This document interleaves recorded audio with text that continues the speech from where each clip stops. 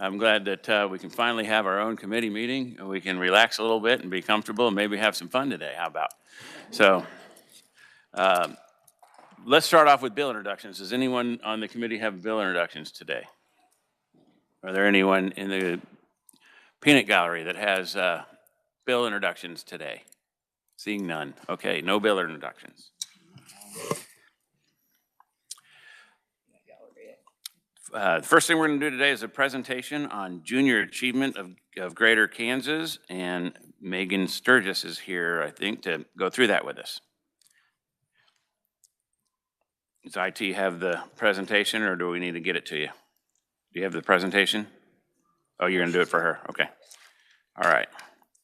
Welcome to committee. Thank you. Chair Tarwater, Vice Chair Turk, Ranking Member Sawyer-Clayton, and members of the committee, thank you for the opportunity to testify today. My name is Megan Sturgis, and I have the honor to serve as the President and Chief Executive Officer of Junior Achievement of Greater Kansas City. Junior Achievement has over 100 years of creating solutions that bridge academics and the real world. We are excited to share today about our newest high school initiative called Three-Dimensional Education. We like to call 3DE because we love acronyms in the nonprofit world. Are you good?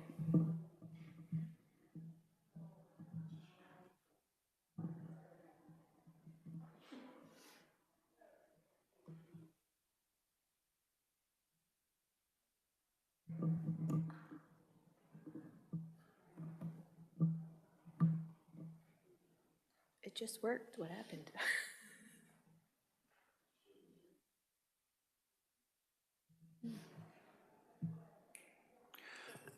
Stand by, we're having a slight technical glitch. Yeah,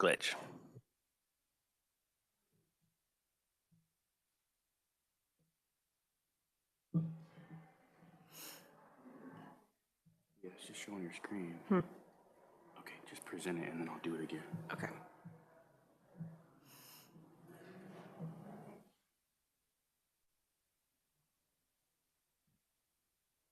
Okay, I think we're good now. Thank you. Junior Achievement of Greater Kansas City has a successful 10-year track record working in partnership with businesses and the school districts to inspire and prepare youth to succeed in a global economy. We use an outcomes-based design and research-based approach where Junior Achievement creates and provides solutions that produce outcomes which support economic mobility, including access to networks, academic achievement, transferable skills and competencies, and a growth mindset. 3DE is Junior Achievement's newest initiative that prepares high school youth to navigate the workforce and post-secondary life, increasing their probability of successfully accessing and interacting with a labor market in Kansas. The initiative launched in August of 2022 at Olathe East High School and has since grown to 3 schools in the state of Kansas with the addition of J.C. Harmon and F.L. Schlegel High Schools in the Kansas City, Kansas Public School District. Kansas is only one of 16 states across the country that has been selected to pilot this initiative. One of the unique differentiators of 3DE is the innovative joint venture approach that brings together 3 key systems: public school districts, Junior Achievement, and the greater business community. This approach has created a cost-effective solution with proven, measurable results that bridge the gap between academic curriculum and the demands of today's workforce and tomorrow's growing economy. 3DE's approach was inspired by the successful case methodology approach that has been utilized at the collegiate level for many years. Students work on 5-week projects to solve an authentic business problem provided by local and national business partners while working in collaborative project teams. The top groups present to defend and present a solution.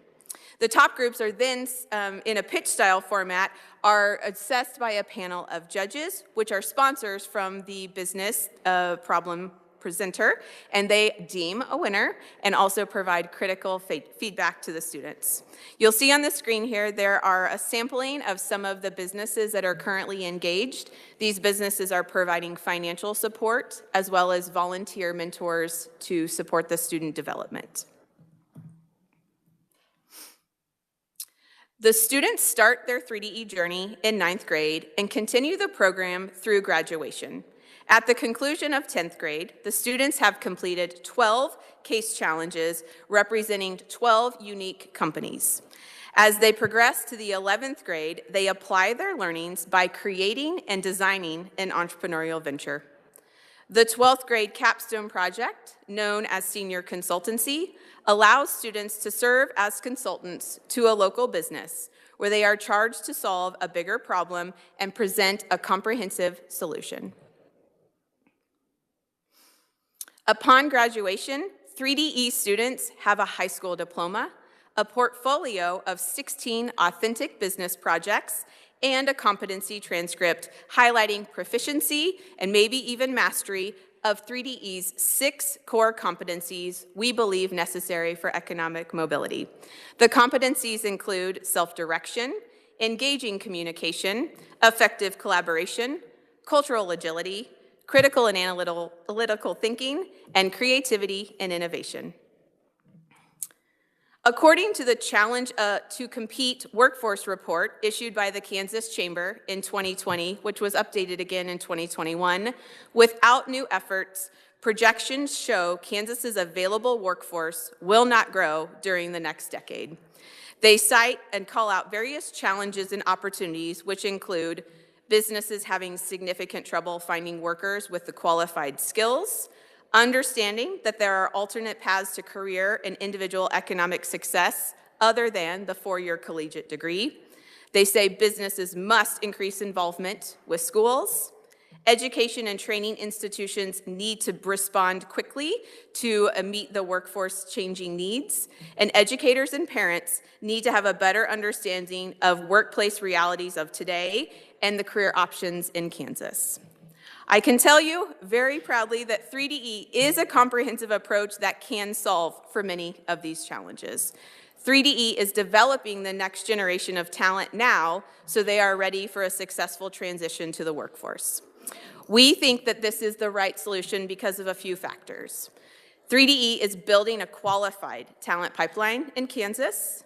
3DE has graduates that possess the skills, mindsets, and behaviors to compete in a rapidly changing economy. It prepares the next generation with transferable, employable skills, particularly those that are 21st century related. It provides exposure and awareness to a variety of careers and employment opportunities across industry and sector. And graduates have increased financial literacy and decision-making skills alongside academic proficiency in math and reading. But it's not just about the students. The business partners play a critical role as well, and we have found a desirable return on investment for them as well. Business partners are finding innovative and out-of-the-box solutions provided by our student teams that's providing insight into the mindset and behaviors of the future employee and consumer.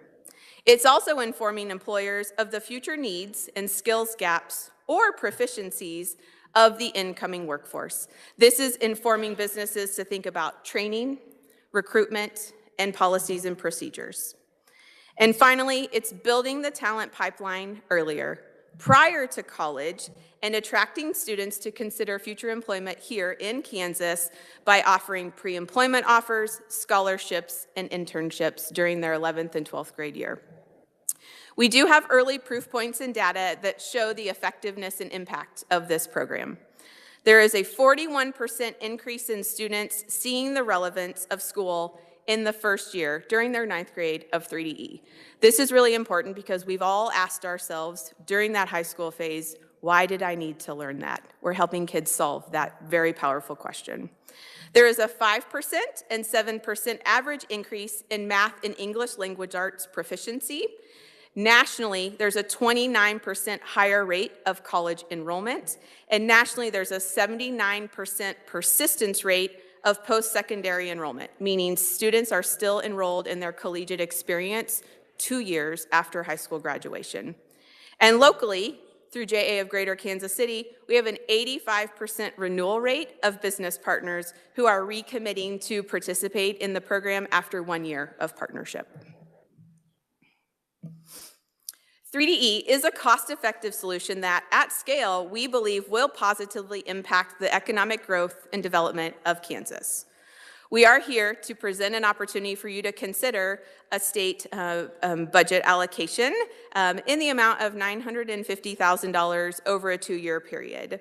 That breakdown is about $380,000 in year 1 and $570,000 in year 2, with our ultimate goal to validate the 3DE model and prove its effectiveness. This in turn will secure school district buy-in and allow them to continue and sustain the program on their own.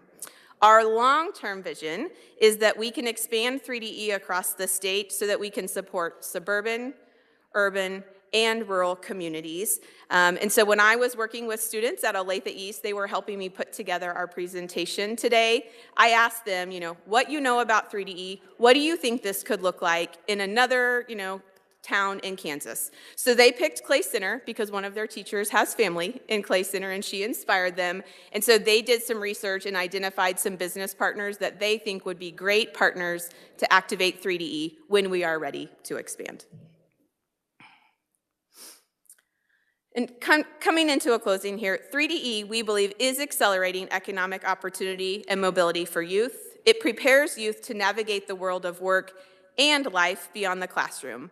This innovative approach offers a proven, measurable solution that bridges the gap between academic curriculum and instruction and the demands of today's workforce and tomorrow's economy. I hope that the committee sees the value and is interested in exploring potential partnerships and learning more about the 3DE model. With that, Chair Tarwater, thank you for the opportunity to share with you today, and I'm happy to answer questions. Thank you, and thanks for that. Committee, any questions? Mr. Vice Chair. Thank you, Mr. Chairman. I had the fortunate opportunity to meet with you just earlier, and you had mentioned a little bit about a program that had ended here in Kansas called Exchange City and how you are filling that gap with your program. Can you tell me a little bit more about that? Yeah, happy to. So for those of you who had the honor and privilege to participate in the very memorable 5th grade field trip here in Kansas, that Exchange City closed their doors in 2018. Junior Achievement saw a need and an opportunity and actually answered the call to some of the teachers in the region that said, we need something like that if it's not going to be Exchange City. So we successfully completed an $8 million capital campaign through the global pandemic, and opened a 22,000 square foot facility in Kansas City, Kansas called our Youth Learning Lab. That is home to our 21st century version of Exchange City called JA BizTown. So very similar experience. We invite 4th, 5th, and 6th graders in to become an adult for a day, and they learn about different careers and make decisions in a reality simulated environment. And after we've had that program now running for 4 years, school districts are like, we need that, we just need it to grow with our kids. And so that's really where the 3DE solution was a natural presentation to solve an opportunity that we saw that was persisting in the community.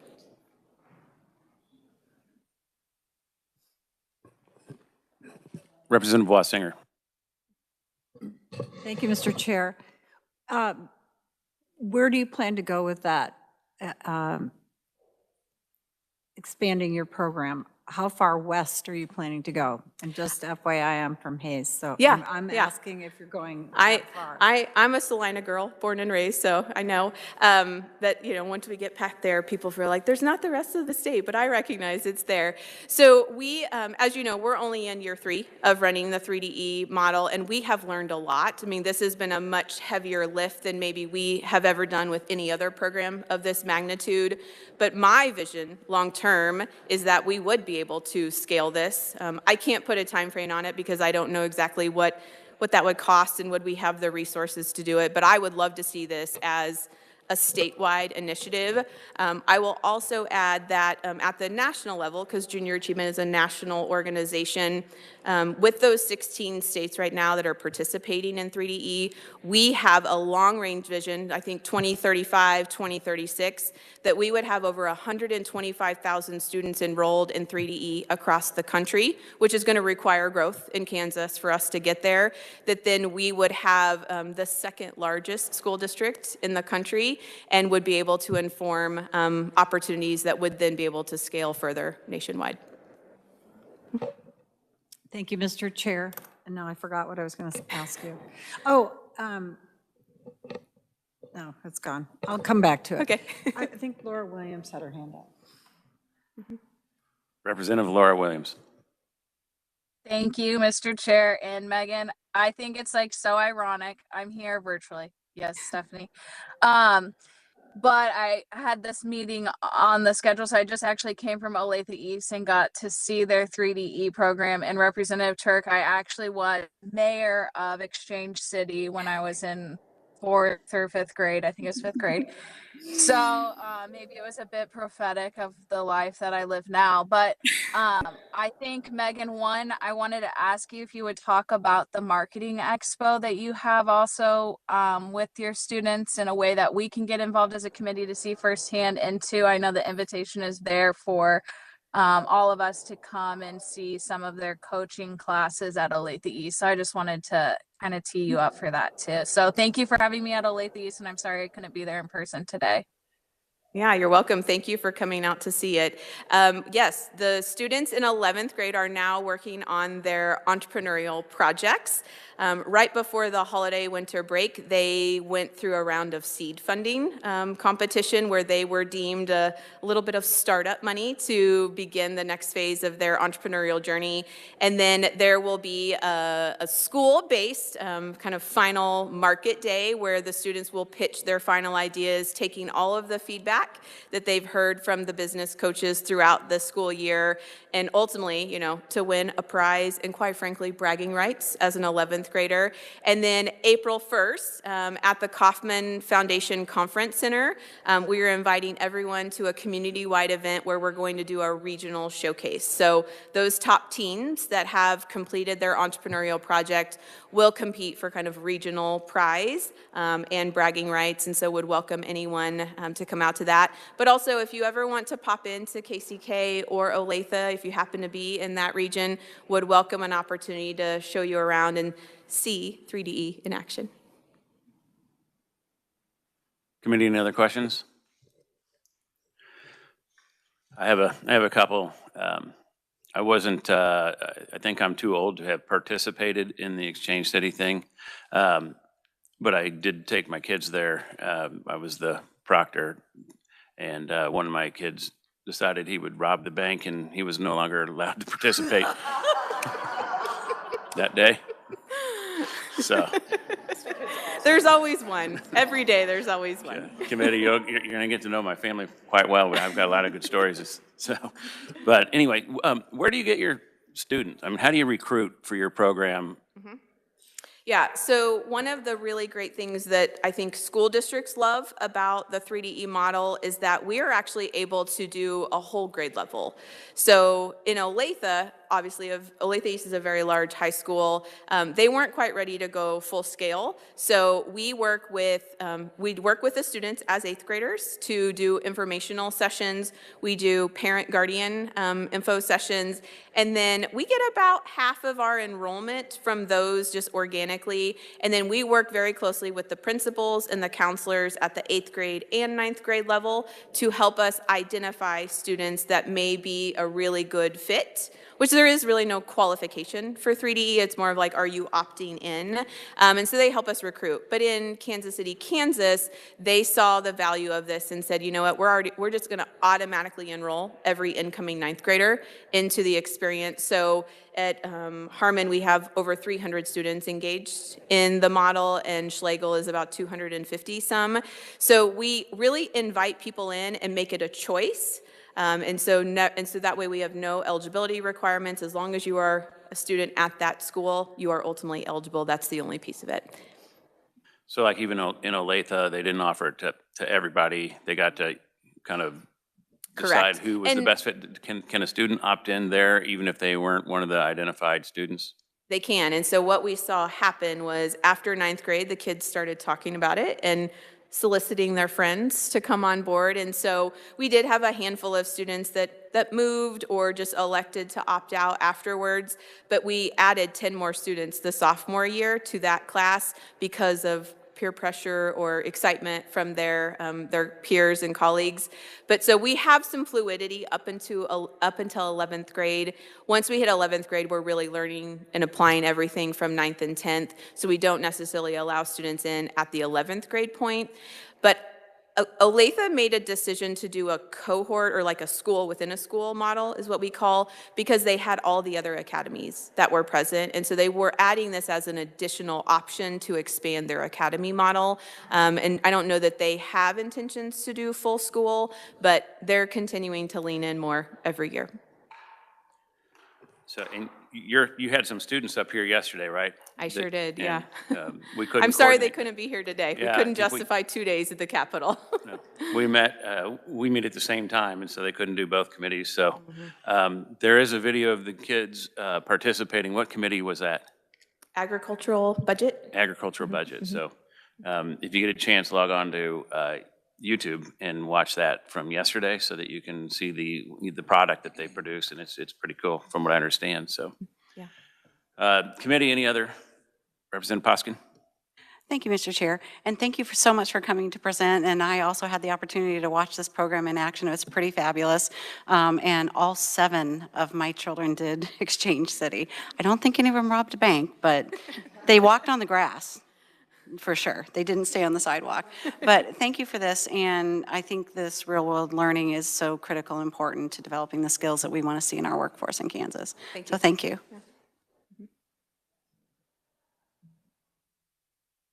All right, and then I guess my final question would be, how would a school participate in this program? So currently, because we're actually a little afraid of what will happen if we start marketing this, that we won't be able to answer the call right now just because of resource limitations. So we are having conversations with school districts that are currently partnering with Junior Achievement in some of our other programs because we see the value of that continuum of learning across kindergarten through 12th grade. So we are having conversations now like within the KC region, but as we secure more resources, we would welcome an opportunity to have an introduction to a superintendent or a school district that has interest. And obviously, we'll just have to base our ability to scale on what we have available. But as I said, our goal long-term is to be able to offer this to as many schools in the state as possible. And I would imagine the school district could fund it if they wanted to. If they found value in it, they could fund this program rather than the state? Correct, yes. Okay. All right. I'm seeing no further questions. Thanks so much for coming up. Thank you for the opportunity. All right, committee, we're going to move on to the next item, which is a bill hearing on HB 2037. All the documents are in the S drive. If you haven't downloaded them, you can log in and see them. Megan's presentation is also in there, by the way. And we're going to start with a overview of the bill from Reviser Reimer. If you're more comfortable doing it from there, you can do that. Or if you'd rather get up there, that's fine. Thank you, Chairman and members of the committee. I'm going to be brief because this is a bill that I believe the committee is quite familiar with. It was passed out of this committee favorably last year, and in fact was also heard on the chamber, both on the Senate and House side, and received favorable treatment there as well, although it did not end up getting enacted. So this bill changes the membership on the Travel and Tourism Council of the Department of Commerce. This is a body that provides advice to the Secretary of Commerce to increase and develop the tourism industry in Kansas. Currently, how the bill does that is it adds three additional members to that council that are represented as representatives of organizations that are engaged in the travel and tourism industry, and those specific additional representatives are the National Independent representative for the National Independent Venue Association. Nominees from that association must be Kansas residents, the Kansas Museums Association, and the Kansas Sampler Foundation. So representatives from those three organizations are added to the council. There's also a change to the legislative membership. There is legislative representation on this council, 3 members from the House, 3 members from the Senate. And currently on the House side, those members are noted as being the chairperson, vice chairperson, and ranking minority member of the House Committee on Agricultural and Natural Resources. That was a change made back in 2023, and I'd note that those individuals are appointed by the Speaker of the House, and also, of course, the minority leader of the House with respect to the ranking minority member. And I note that the Speaker of the House and the minority leader of the House have the option of appointing any representative in the House. So, there was that option during the time period that this hasn't been changed. So it changes that committee membership from the House Committee on Agriculture and Natural Resources to the Committee on Commerce, Labor, and Economic Development with respect to the leadership of the committee. The bill also makes some changes to the state matching grant program, which is a program of the Department of Commerce to provide matching grants to public entities and also or nonprofit organizations, 501c3 organizations, or also private entities for the purpose of projects for tourist attractions. And currently, that money is divvied up 75% to the public entities or nonprofits, and 25% to private entities. This bill would equalize that, so the amount of money available would be allocated 50% to each group. The bill also changes or removes a current restriction on grant funding to a single entity, whether that be a single public or nonprofit entity or a single private entity. Currently, that restriction is 20% of the money that the respective money that goes to each the private or the public side. So it would be 25% for private entities and 75% for public or nonprofit entities. That restriction is removed. So there's no longer any restriction on percentage going to any single entity. If enacted, this bill would become effective July 1st, 2025. And I think that basically takes care of it. I have submitted a brief which goes into a little bit more detail and also some legislative history and also just basic summary of the groups, the council, and also the matching grant program. So with that, I will stand for questions. Thanks, Charles. And yeah, committee, so those of you that were on this committee last year, we heard it 3 times, passed it out 3 times. Finally, we put it on the consent calendar because there's really there's not a whole lot to the bill. And then we had to pull it off the consent calendar because I didn't do math right. So we were gonna run out of time and it was gonna die.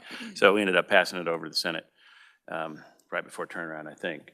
That would be my intent this time. If there are no changes to this bill, we'll probably put it back on the consent calendar so that we will just pass it over to the Senate unless there's objection. Charles, does this also, I'm trying to remember, does this also move the Department of Tourism over to the Department of Commerce? Chairman, that was actually done back in '23. Actually, the council was changed to a Secretary of Commerce affair as opposed to the Department of Wildlife, Parks and Tourism back then. And then in '23 also the name was changed at that time. Okay, thanks. Committee, any questions on the draft of the bill? All right, seeing none. Thanks, Charles. Thanks for your time. First up, we have proponents. We have Rachel Willis with the Kansas Department of Commerce. Welcome back to committee. Thank you, Chairman and members of the committee. I'm Rachel Willis, Director of Legislative Affairs for the Department of Commerce.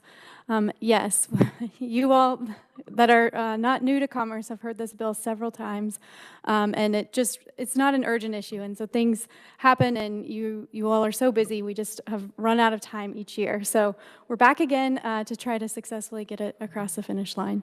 So Charles did a great job describing it. We really are looking to add 3 new members to our advisory council, and those members, again, would come from the National Independent Venue Association, and that person would have to be a Kansas resident, so we want to make sure that they're specific to Kansas and can represent those venues well. The Kansas Museum Association, we think they play a vital part in our tourism industry, and so want to make sure that they're at the table. And then the Kansas Sampler Foundation. They do a great job. They're really just champions for our rural communities across Kansas. So I want to get them involved as we think about driving up tourism in those locations. The other main component of this bill changes the percentage related to our attraction development grant that tourism administers. So the funds for these grants come from their primary operating budget, and it's kind of their bread and butter grant, if you will, coming out of the tourism division. So in my testimony on page 1 at the very bottom, I talk a little bit about the numbers. So in 2024, so last year, 30 nonprofits and 40 for-profit or government entities were our applicants. So we're just wanting to move that percentage from 75 and 25% to 50-50 so it aligns better because we continue to see this trend. And we want to meet applicants where there are and where that demand is. So we think that splitting that grant up 50-50 makes more sense at this point in time. So that's what it does there. And I think that's really it. So I'll stand for questions. Committee, any questions? Is there any questions online? Nope, seeing none. Can you tell, what's the split right now? It's 75-25. Who gets the 75? The public entities are the ones that currently get the 75. And after the change, it's 50-50, and who gets the 50 and who gets the 50? I mean, so the other side of it, is it just the government will get 50% of it? Yeah, so it's the for-profits that would get the other 50%, yeah. Got it, okay. Yep. All right, so nonprofits versus for-profits. Right now, for-profits are only getting 25%. Yes, sir. Got it, okay. Yep. Any other questions? All right, if you guys think of anything over the weekend and have any questions, you can contact Rachel. You can also contact Charles if you have questions on how the bill was drafted. And I think my plan was to work this on Tuesday and pass it out. And if there are no changes, we'll try to put it on the consent calendar so you won't have to mess with it on the floor. We do have another written proponent, and that is Natalie Bright with the Travel Industry Association. And I'm not showing any other proponents. Is there anyone else here that wishes to testify to this bill? I'm not showing any neutrals. Is there anybody here that wants to testify neutral or as a opponent to this bill? All right, seeing none, I'll close the hearing on HB 2037. Representative Sutton. I'm sorry, I thought you said something. Oh, yeah, absolutely. Thank you, Mr. Chair. I did say something. It was muttered under my breath, but I'll be glad to broadcast it for the good of the committee. After passing this bill out 3 times, I can almost say that I'm neutral. I don't care anymore whether we pass this out or not. I'm so glad. Hold on. Thank you, Representative Sutton. All right, committee, that's all we have on the agenda for today. We will have another joint meeting with the Senate on Monday, and then we're on our own after that. So thank you all again for coming in. We're adjourned.